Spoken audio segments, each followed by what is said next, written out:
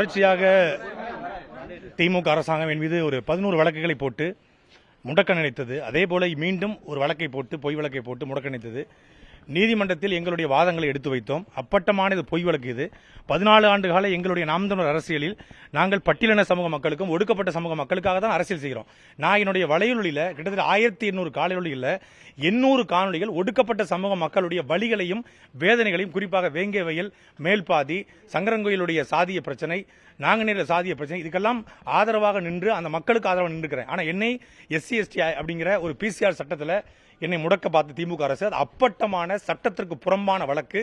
அந்த பாடல், நான் பாடிய பாடல் என்பது அதிமுக 31 ஆண்டு காலமாக அதிமுக தேர்தல் பிரச்சாரங்களில் பாடப்படுற பாடல், சமூக வலைதளங்களில் இருக்கிற பாடல். அதை நான் மேற்கோள் காட்டி பாளையங்கோட்டை சிறைநிலை அப்படிங்கிற பாடல் மூலமாகவும், உதயநிதி அப்படிங்கிற பாடல் மூலமாகவும் திமுக கட்சியை வளர்த்தது. அப்படி இப்படி ஒரு பாடல் இருக்கு. இதை அண்ணன் சீமான் பாடியிருக்காரு.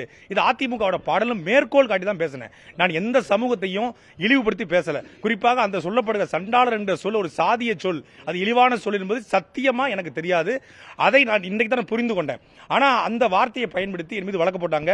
மாண்புமிகு நீதியரசர் அவர்கள் நேர்மையில் நின்று இந்த வழக்கு செல்லாது என்று என்னை விடுதலை செய்திருக்கிறார். இந்த FIR போட்டதை ஏற்றுக்கொள்ள முடியாதுன்னு சொல்லியிருக்கிறார்.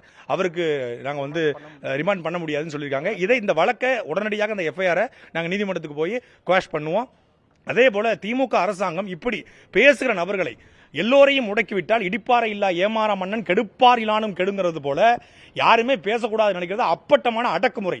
நீங்கள் பாஜகவை பார்த்து பாசிசம் சொல்றீங்க. நீங்க எனக்கு பண்ணதுக்கு பேரு என்ன? இன்னைக்கு என்னுடைய இன்னோவா கிறிஸ்டா காரை திட்டமிட்டு என்னோட காரில் அழைச்சி வந்தாங்க. டெம்போ டாலர் தான் அரெஸ்ட் பண்ணி கூட்டு வரோம். எனக்கு அழைப்பானை அதாவது அழைப்பானை F41A சம்மன் கொடுக்கப்படல. நான் குற்றாலத்தில் பதுங்கி இருந்தா சொல்றாங்க. நான் என் வீடு கட்டுவதற்காக வீராணத்துக்கு சொந்த ஊருக்கு போயிருந்தேன். புதுசாக கார் வாங்கி சொல்லி எங்கள் ஊர் அம்மன் கோயில போயிட்டு மாலை போடுறதுக்காக போயிருந்தேன். அங்கே குற்றாலத்தில் குளிச்சுட்டு தங்கி இருக்கும் போது காலையில் செக் அவுட் பண்ணி ஊருக்கு போகும்போது வம்படியா என்னோட 2 செல்போனையும் பறிச்சாங்க. இந்த வழக்குக்கும் என் செல்போனுக்கும் எந்த சம்பந்தமும் கிடையாது. நான் பேசுனது பொது மேடையில், அது எல்லா ஊடகத்திலையும் அவைலபிள் இருக்கு. ஆனால் என் செல்போனை பறிச்சு வம்படியா ஏன் கார்ல என்னை கூட்டு வந்தாங்க. கூட்டு வரும்போது அந்த ஓட்டுநர் முழுமையான போதையில் இருந்தார். போதையில தூக்கத்தில் இருந்து திட்டமிட்டு சிறுலிருத்தூர் பக்கத்தில் என்னை விபத்துக்குள்ளாக பார்த்தாங்க. ஆனால் அது அந்த நேரத்தில் என்னுடைய ஓட்டுநர் பின்னாடி இருந்து எச்சரிச்சாரு. மீண்டும் மதுரை பக்கத்தில் என்னுடைய வாகனத்தை நீங்க பார்த்தா தெரியும். படம் பிடிச்சு தயவு செய்து ஊடகங்கள் போடுங்க. ஒரு ஊடகவியலாளருக்கு, ஒரு கட்சியினுடைய பேச்சாளருக்கு உயிருக்கு ஆபத்து இருக்கிறது.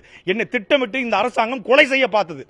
மதுரை பக்கத்தில் விளாங்குளம் அப்படிங்கிற அந்த டோல்கேட் பக்கத்தில் காவலர் கொண்டு போய் ஒரு கார் மேலே போதுவாக பின்னாடி இருக்கிற லாரி என் கார் மேலே மோதி எனக்கு முதுகு வலி, என் டிரைவருக்கு தலைமுழுக்கு அடிபட்டு இருக்கிறது.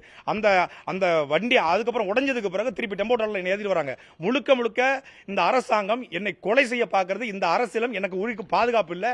தயவு செய்து நீதிமன்றங்கள் எனக்கு உயிருக்கு பாதுகாப்பு கொடுக்கணும்னு நான் கேட்டுக்கிறேன். ரிமாண்டர் ஏற்றுக்க முடியாதுன்னு சொல்லியிருக்காரு. நாங்கள் நீதிமன்றத்துக்கு உடனடியாக நாளைக்கு போகிறோம். இந்த FIR குவாஷ் பண்ணி, இந்த FIR செல்லாதுங்க. ஏன்னா இந்த FIRல எந்த விதமான எவிடன்ஸும் இல்லை. நான் உங்களுக்கு சொன்னல, இந்த பாட்டு அதிமுக பாட்டு பாடினது ஒரு ஆளு, எழுதியது ஒரு ஆளு, இசையமைத்தது ஒரு ஆளு, யூடியூப்ல பதிவேற்றது ஒரு ஆளு. நான் அதை எடுத்து பேசுறேன். அப்படி அண்ணன் சீமான் பாடிக்கிட்டு இருந்தாருன்னு சொல்லி பல்வேறு பாடல்களை சொல்லி ஒரு சர்க்காஸ்டிக்கா சொன்ன கலைஞர் அவர்களை இழிவுபடுத்தணும், இதன் மூலமாக பட்டியல் சமூகத்தை இழிவுபடுத்தணும் சொல்லுது அப்பட்டமான பொய். நான் எப்படி பட்டியல் சமூகத்தை இழிவுபடுத்துவேன்? நானே ஒரு சாதி மறுப்பு திருமணம் செஞ்சு என் பிள்ளைகளுக்கு இதுவரைக்கும் சாதியை சொல்லாம தமிழன்னு வளர்த்துக்கிட்டு இருக்கேன். நாங்கள் தமிழர்களாக ஒன்றிணைங்கிறோம். நான் மட்டும்தான் பரந்தூர்ல படையாட்சியும் பறையரும் பாதிக்கப்படுறாங்க இந்த அரசாங்கத்தால அப்படின்னு 2 சமூக மக்களுக்கும் ஆதரவாக நின்று 2 வரையும் ஒற்றுமைப்படுத்துறோம். நாங்கள் எப்படி குறிப்பிட்ட சமூகத்துக்கு எதிராக இருப்போம்? அப்ப இந்த வழக்கே சப்ஸ்கிரைப் பண்ணுங்க, மறக்காம பெல் பட்டனை கிளிக் பண்ணுங்க.